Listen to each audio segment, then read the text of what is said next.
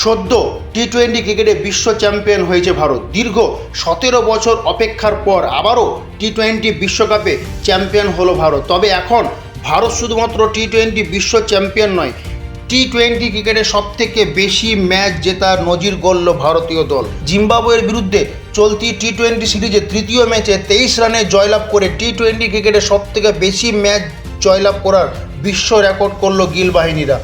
জিম্বাবুয়েকে 23 রানে পরাস্ত করে এই নজির গড়েছে ভারত। মূলত ওয়াশিংটন সুন্দরের 4 ওভারে 15 রান দিয়ে 3টি উইকেট নেওয়ায় ম্যাচের সেরা নির্বাচিত হন ওয়াশিংটন সুন্দর। তবে গুরুত্বপূর্ণ বিষয়, টি-20 ক্রিকেটে সর্বাধিক ম্যাচ জেতার তালিকায় শীর্ষস্থানে এখন ভারত।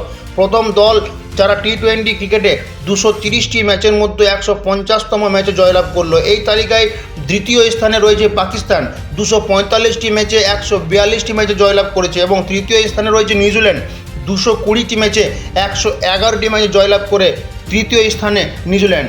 ম্যাচ জেতার শতকরা হারের দিক থেকেও ভারত শীর্ষে রয়েছে। ভারতীয় দলের টি-20 ম্যাচে জেতার শতকরা হার রয়েছে 65.21%। তবে চলতি জিম্বাবুয়ে সফরে আর মাত্র 2টি ম্যাচ বাকি।